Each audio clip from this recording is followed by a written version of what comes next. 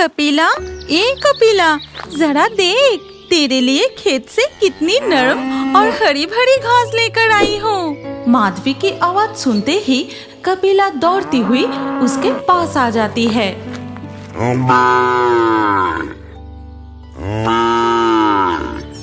फिर माधवी कपिला को घास खिलाती है और कपिला खुशी खुशी घास खाने लगती है।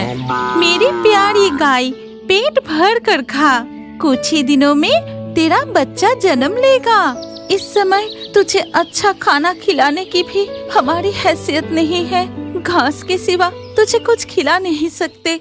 माधवी और उसका पति गोविंद डिंगी भांगा गांव के एक मिट्टी के घर में रहते हैं। माधवी दिन भर घर का काम और कपिला की देखभाल करती है और गोविंद खेतों में मजदूरी करता है। इसी तरह से उनका जीवन चलता है। एक दिन माधवी जब गौशाला की सफाई कर रही थी, तब गोविंद, माधवी, तुम इतनी काम क्यों कर रही हो? भूल गई कि तुम गर्भवती हो। तुम अपना ख्याल रख रही हो ना, और समय पर खा पी रही हो ना?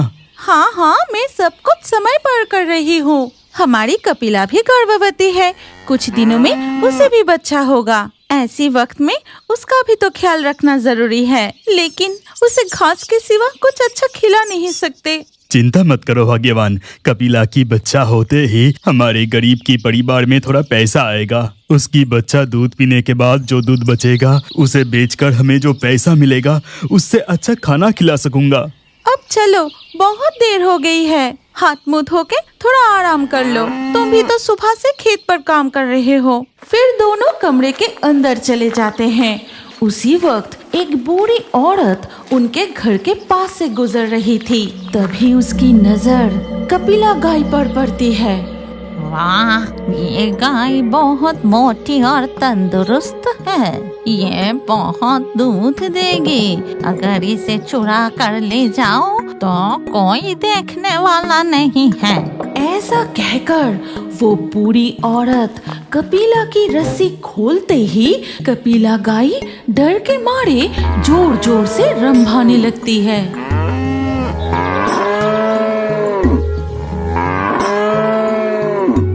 लेकिन वो बूढ़ी औरत उसके मुंह के सामने कुछ जादू जैसा करते ही कपिला एकदम शांत हो जाती है। वो बुढ़िया की बस में होकर उसके साथ साथ जाने लगती है। बात क्या है? कपिला इतनी जोर से रंभा के चुप हो गई। इन दिनों इतनी गर्मी पड़ रही है, शायद उसे भी बहुत गर्मी लग रही है। तुम खाना खाने के बाद कपिला को तालाब से नहा के लाओ। वो बुढ़िया कपिला को बश में करके गांव से बाहर जंगल की ओर ले जाती है। आज मेरा भूख मिटाने के लिए शिकार मिल गया है। आज मैं इस मुर्गी को खाऊंगी। तू डर मत, मैं तुझे नहीं खाऊंगी। तेरा बछड़ा होने के बाद मैं तेरी दूध पीऊंगी, इसीलिए तू बच गया। हंसते हुए वो बुढ़िया अपना वेश बदलकर असली चुड़ैल के रूप में आ जाती है। कपिला सम्मोहित होकर उसके साथ जंगल के बीचों बीच चुड़ैल की कुटिया तक पहुंच जाती है। भाग्यवान, भाग्यवान, कपिला कहाँ है? गौशाला में तो नहीं है। गोविंद की आवाज सुनते ही माधवी दौड़कर वहां आती है और खाली गौशाला देखकर, ये क्या? मेरी कपिला कहाँ गई? कहाँ गई मेरी कपिला? माधवी बाहर निकलकर कपिला को जोर जोर से पुकारने लगती है। कपिला, ओ कपिला, कहाँ गई मेरी बच्ची? कपिला! दूर पेड़ के नीचे कुछ बच्चे खेल रहे हैं देखकर माधवी उनके पास जाती है। ए लालटू, पटला, शिवली, तुमने मेरी कपिला गाय को इधर से जाते हुए देखा क्या? नहीं चाची, मैं बस अभी अभी खेलने आई। नहीं चाची, मैंने भी नहीं देखा। जब मैं घर से आ रही थी तब देखा कि एक बूढ़ी एक मुर्गी और एक सफेद गाय को लेकर उस तरफ गई। एक बुढ़िया सफेद गाय को लेकर जा रही थी? वो बुढ़िया किस तरफ गई? उधर, उस जंगल की तरफ। ये सुनते ही माधवी डर जाती है और बिना एक पल गवाए जंगल की ओर भागती है। उसके पीछे पीछे गोविंद भी जाता है। कपिला, ओ कपिला, कहाँ है तू कपिला? तुम ऐसे परेशान मत हो। अगर कोई बूढ़ी हमारा गाय को चुरा कर ले गई है तो वो ज्यादा दूर तक नहीं जा सकती। हम जरूर उसे ढूंढ निकालेंगे। कपिला को ढूंढते हुए वो दोनों जंगल के काफी गहराइयों में चले जाते हैं, लेकिन कपिला कहीं दिखाई नहीं दी। तभी माधवी रो पड़ती है। कपिला, कपिला मेरी गाय, तू कहाँ है? कहाँ है कपिला? एक बार आवाज तो दे कपिला। तभी गोविंद की नजर एक मुर्गी के पंख पर पड़ती है। उधर देखो, एक मुर्गे की पंख।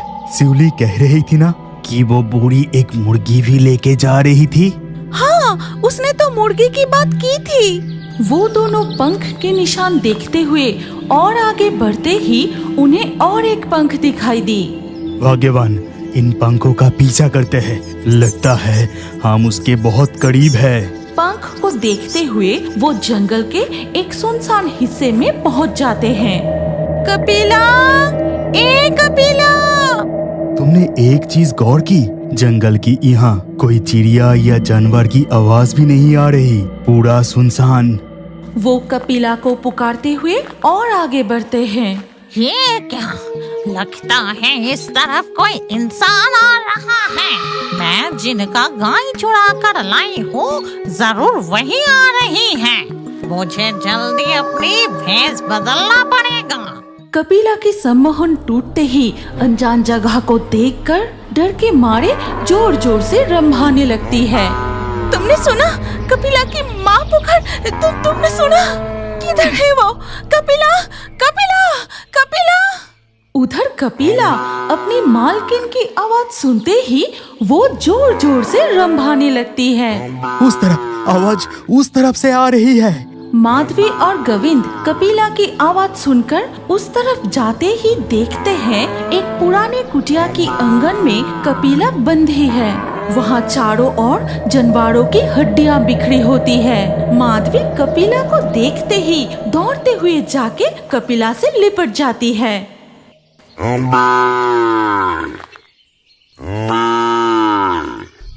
ठीक तभी चुड़ैल बुढ़िया की भेष में कुटिया से बाहर निकलती है। वो मेरी गाय है, छोड़ दे उसे। चोर की माँ की लंबी जुबान। हमारी गाय को चुरा कर कहती हो तुम्हारी गाय है। मैं तुम्हारे खिलाफ गांव के मुखिया से शिकायत करूंगी। तुम्हें सजा मिलनी चाहिए। इस उम्र में चोरी? छी छी छी छी।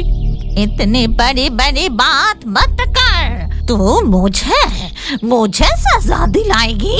मैं तुझे खा जाऊंगी। चुड़ैल देखती है कि माधवी गर्भवती है।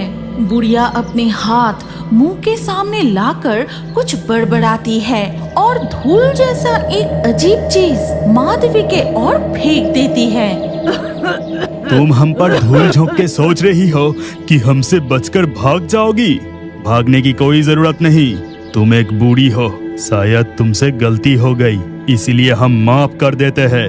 गोविंद की बात सुनकर बुढ़िया हंसने लगती है। फिर दोपहर बीतकर शाम हो जाती है। गोविंद और माधवी अपना कपिला गाय को लेकर घर की ओर जाने लगे। फिर घर पहुँच के कपिला को गौशाला में बांध देते हैं। कपिला, तुझे कोई तकलीफ तो नहीं हुई? रुक जा, मैं तुझे घास देती हूँ। माधवी कपिला को खाने के लिए घास देती है और कपिला वो घास खाने लगती है। भाग्यवान, आसमान में काले बादल छा गए। लगता है अभी तेज तूफान आएगा। चलो हम कमरे में चलते हैं। फिर शाम के वक्त से तूफान और बारिश शुरू हो जाती है। फिर रात को खाना खाते वक्त माधवी और गोविंद, आज तो बारिश रुकने की नाम ही नहीं ले रही। ऐसी मौसम में आसमान में जब तक काले बादल रहेगा तब तक बारिश होती रहेगी। चलो हम खाना खाकर सो जाते हैं। दोनों खाना खाकर सो जाते हैं। आधी रात को तेज बारिश में अचानक माधवी के पेट में भयंकर दर्द शुरू हो जाता है। मैं और नहीं सह पा रही हूँ। मुझे बहुत दर्द हो रही है। मैं और सहन नहीं कर सकती। थोड़ा सब्र करो, मैं अभी दाई माँ को बुला कर लाता हूँ। फिर गोविंद भीगते हुए दाई माँ को बुला कर लाता है। फिर दाइमा अंदर आके माधवी को देखते ही, हे भगवान, गोविंद, तेरी मम्मी की ये हालत कैसे हो गई? क्या हुआ दाइमा? माधवी को बहुत दर्द हो रही है, अब कुछ कीजिए दाइमा।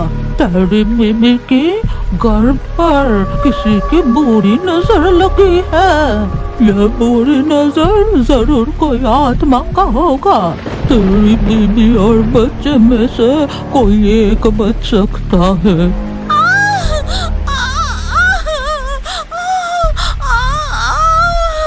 माधवी की दर्द भरी चीखें और रोने की आवाज कपिला सुनती है और कपिला सब कुछ समझ जाती है।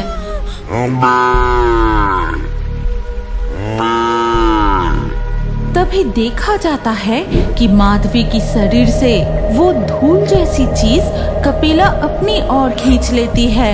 तभी माधवी का दर्द धीरे धीरे कम हो जाता है। इधर गर्भवती कपिला गाय की वो दर्द शुरू हो जाती है। फिर तूफान में कमरे से नवजात बच्ची की रोने की आवाज सुनाई देती है। ओ गोविंद, भगवान ने तुझ पर कृपा की है। तेरी बीबी ने बेटी को जन्म दिया है और दोनों स्वस्थ भी है। ऐसा चमत्कार बहुत कम देखा जाता है। हे जी, मेरी कपिला ठीक तो है ना? वो इतना चिल्ला क्यों रही थी? हाँ, कपिला अब शांत हो गई। तुम्हारी रोने की आवाज सुनकर शायद वो चिल्ला रही थी। अगली सुबह गोविंद गौशाला में जाकर देखता है कि कपिला ने एक सुंदर बछड़े का जन्म दिया है। लेकिन कपिला, तू हिल क्यों नहीं रही? तू इस तरह से लेटी क्यों है? कपिला, जवाब क्यों नहीं दे रही? कपिला, क्या हुआ है तुझे? कपिला! ये सुनते ही माधवी गौशाला में दौड़ती हुई आती है। हे जी, कपिला के मुंह से ऐसी झाग क्यों निकल रही है? कपिला! ट्रेन के सामने का हिस्सा चुड़ैल की मुंह की तरह हो जाता है। फिर वो चुड़ैल की चेहरा वाली ट्रेन चलने लगती है। नीमतला के शमशान में एक चिता की आग जल रही है और उसी शमशान के किनारे एक छातीम की पेड़ पर बैठे आपस में बातें कर रहे थे एक मामदो भूत और चुड़ैल। समझा मामदो, इंसान सिर्फ तरक्की के पीछे ही भाग रहे हैं। चारों तरफ कितनी तेजी से विज्ञान की विकास हो रहा है। जमाना हवा की तरह बदल रहा है। लेकिन कभी सोचा है इस दुनिया की इंसान भाग दौड़ करके कितने भी तरक्की कर लें, मरने के बाद इस शमशान की चिता और मिट्टी में कफन की समाधि के लिए आधुनिक विज्ञान की कोई जरूरत नहीं। यह रस्म अनंत काल तक ऐसा ही रहेगा। मामदो, तूने तो बिल्कुल सही कहा। इसीलिए तो पीढ़ियों से ये शमशान ऐसा ही है। ये रिटायरमेंट की जिंदगी यहाँ शांतिपुर की शमशान में बड़े शांति से बिता रहे हैं। चुड़ैल और मामदो भूत पेड़ की डाल पर बैठकर अपने सुख दुख की बातें कर रहे थे। जल्दी से खाना खा के सो जाइए, कल सुबह आपको शहर जाने के लिए ट्रेन भी तो पकड़ना है। कल सुबह जल्दी निकलना पड़ेगा। हमारे गांव में कोई रेल स्टेशन नहीं है। 3.5 मील पैदल चलकर स्टेशन पहुंचना पड़ता है। सुबह के ट्रेन ना मिले तो मुश्किल हो जाएगी। न जाने कब हमारे गांव में भी एक रेल स्टेशन होगी। अगर यहाँ हमारे गांव में रेल स्टेशन बन जाते तो गांव वालों को बहुत सुविधा मिलती। इसके बाद वो दोनों खाना खाकर सो जाते हैं। अगली सुबह शांतिपुर के शमशान में दिखा जाता है 2 शॉर्ट पैंट वाले बाबू लोग आपस में कुछ बातें कर रहे हैं। मामदो, ये लोग कौन है रे? इनके साथ तो कोई मुर्दा नहीं है। फिर शमशान में ये लोग क्या कर रहे हैं? क्या पता, इतने अंग्रेजी मिलाकर बात कर रहे हैं कि कुछ समझ में ही नहीं आ रहा। Our calculation is right. अगर हम रेल पटरी को इस जंगल के बीच से निकाले तो 2 स्टेशनों की दूरी काफी कम हो जाएगी। Yes, you are right. पास में शमशान है, हमें सावधानी से काम करना पड़ेगा। अरे तू तुम भी ना, क्या तुम भी भूत प्रेत में यकीन करते हो? अरे कुछ नहीं होगा, चलो हम अफिसरों को बता देते हैं, कल से ही रेल पटरी बिछाने की काम शुरू कर देंगे। इसके बाद वो दोनों बाबू लोग शांतिपुर की शमशान से चले जाते हैं। तब मामदो चुड़ैल से कहता है, चुड़ैल, उनकी बात मुझे ठीक नहीं लग रही। लगता है हमारी शांति अब ज्यादा दिन का नहीं है। मैं जितना समझा वो लोग रेल पटरी के बारे में कुछ बात कर रहे थे। ये तू क्या कह रहा है? रेल पटरी और हमारे शमशान में? नहीं नहीं, ये कभी नहीं हो सकता। हम कभी ऐसा होने नहीं देंगे। अगले दिन सुबह वो दोनों अफसर रेल की पटरी लगाने के लिए कुछ मजदूरों को लेकर उस शमशान में आते हैं। अरे जल्दी करो, दिखाई नहीं दे रहा, पास में शमशान है। शाम होने से पहले हमें काम खत्म करके लौटना पड़ेगा। शमशान के पास पटरी लगाने की काम शुरू हो जाता है। मशीनों की आवाज से शांत शमशान इलाका गूंज उठता है। जंगल के सारे जानवर डर के मारे इधर उधर भागने लगते हैं। पंछी भी उड़ जाते हैं। हमारे शमशान में ये कैसा संकट आ गया? ये लोग अब हमें चैन से जीने नहीं देंगे। सारे जानवर बेघर हो जाएंगे। हमें कुछ न कुछ इंतजाम करना ही पड़ेगा। उन्हें यहाँ से भगाना ही पड़ेगा। तभी मामदो अपनी भूतिया शक्ति से एक पेड़ की डाल तोड़कर बिल्कुल उन लोगों के सामने गिरा देता है। अरे बाप रे, अचानक यहाँ पेड़ की डाल कैसे टूटी? तभी मामदो और चुड़ैल उनकी तरफ पेड़ के फल फेंक के मारने लगते हैं। अरे बाप रे, मर गए। कहाँ से ये फल उड़ के आ रहा है? आसपास कोई बंदर भी नहीं है। बाबू, ये सब देखकर तो हमें ठीक नहीं लग रहा। हम अब यहाँ काम नहीं करेंगे। पास में शमशान, जरूर कोई भूत का काम है। किसी भी हालत में हम यहाँ से नहीं भाग सकते। बड़े अफसर हमें ये काम दिया है। ये काम पूरा करने से हम लोगों को प्रमोशन मिलेगा। जो भी हो जाए, हम ये काम खत्म करके ही लौटेंगे। जल्दी से हाथ चलाओ। वो भूतों के अत्याचार सहकर भी शमशान के पास रेल पटरी बिछाने का काम पूरा करते हैं। बाबू, अब तो यहाँ से जल्दी चलो, वरना हम जिंदा नहीं लौटेंगे। काम पूरा करके वो लोग शमशान छोड़ के चले जाते हैं और अगली सुबह से उस रेल पटरी पर ट्रेन चलनी शुरू हो जाती है। शांतिपुर में नया रेलवे स्टेशन बनता है और गांव वाले नए ट्रेन में चढ़कर, तुम जो भी कहो भैया, हमारे गांव में रेल स्टेशन बनने से बहुत फायदा हुआ है। बिल्कुल सही कहा, नहीं तो 3.5 मील पैदल चलकर स्टेशन जाना पड़ता था। ऐसे ही कुछ दिन बीत जाते हैं। शमशान के पास से हमेशा ट्रेन जाने लगते हैं और ट्रेन की आवाज से शमशान के सारे भूत परेशान हो जाते हैं। तभी एक रात शमशान के सारे भूत मिलकर बैठक करते हैं। नहीं नहीं, किसी भी हाल में इस शमशान के पास से ट्रेन चलने नहीं दी जाएगी। इतनी खाली जगह पड़ी है, वहाँ रेल पटरी बिछा के वहाँ से ट्रेन लेकर जाएं। हमारे शमशान के पास ही क्यों रेल पटरी बिछाया जा रहा है? शांति चाहिए, हमें शांति चाहिए। लगता है अब इन्हें और ज्यादा डराना पड़ेगा। पेड़ की डाल गिराना, फल फेंकना काफी नहीं। यहाँ से रेल पटरी कटवाने के लिए मेरे पास एक जबरदस्त तरकीब है। तुम सब मेरी बात ध्यान से सुनो। अगले दिन सुबह जब ट्रेन वहाँ से गुजरती है, तभी अचानक वो ट्रेन शमशान के पास रुक जाती है। चुड़ैल, यही मौका है, आत्मा बन के अभी ट्रेन में घुस जा। और वो चुड़ैल आत्मा बनकर ट्रेन में घुस जाते ही ट्रेन के सामने का हिस्सा चुड़ैल की मुंह की तरह हो जाता है। फिर वो चुड़ैल की चेहरा वाली ट्रेन चलने लगती है। तभी उधर एक बच्ची अपनी माँ के साथ नया ट्रेन देखने के लिए आती है। देखो बेटी, ट्रेन आने की समय हो गई है। देखना कितनी बड़ी और सुंदर है वो ट्रेन। बहुत मजा आएगा, आज मैं रेलगाड़ी देखूंगी। तभी वो चुड़ैल की मुंह वाली ट्रेन उस तरफ ही आ रही थी और ऐसा चुड़ैल वाली भूतिया ट्रेन देखकर वो बच्ची बहुत डर जाती है। माँ, भूत! राम राम राम, मैंने ये क्या देखा? ट्रेन के सामने चुड़ैल का चेहरा। ये तो चुड़ैल की मुंह वाली ट्रेन है। वो ट्रेन स्टेशन में पहुंचते ही उस डरावनी ट्रेन को देखकर कोई उसमें चढ़ने की हिम्मत नहीं करता। स्टेशन के सारे यात्री डर के मारे भागने लगते हैं। पता है, आज बेटी को लेकर ट्रेन दिखाने गई थी। वो ट्रेन कितनी डरावनी थी। ट्रेन के सामने चुड़ैल का चेहरा था।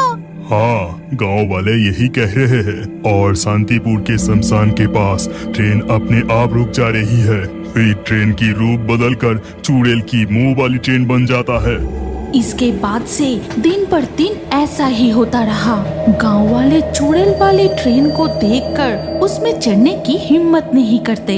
आखिरकार रेलवे अधिकारी उस शमशान के पास की रेल लाइन बंद कर देते हैं और दूसरी तरफ से नई रेल लाइन बनाते हैं। उसके बाद से फिर कभी चुड़ैल वाली ट्रेन नहीं दिखा गया। इन दिनों मुझे बहुत मेहनत करनी पड़ी। अब फिर से पहले की तरह हम शमशान में शांति से रहेंगे। इंसान तरक्की के पीछे भागता रहे, लेकिन आखिर में उसे असली सच्चाई का पता चल ही जाएगा। तब वो शांति ढूंढेगा, समझे? क्या आप जानते हैं कि आपका नाम भी हमारे कार्टून वीडियो में आ सकता है? और आज के लाकी ड्रॉ में चुने गए नाम हैं अभिजीत, प्रीति, मालती, साक्षी, इमरान, अनीक, सुमित्रा, निशांत, ज्योति, अहना, रहमत, सानिया, अभिनव, विष्णु, आशीष। आपका नाम और अच्छे कमेंट हमारे अगले वीडियो में देखने के लिए अभी हमारे fairy Toons horror story channel को सब्सक्राइब कीजिए। फिर आपका नाम कमेंट में लिखिए और स्क्रीन के ऊपर जो अगला वीडियो दिख रहा है उस पर क्लिक करके उसमें भी अपना नाम लिख दीजिए। आपका नाम हमारे कार्टून वीडियो में जरूर दिखाया जाएगा।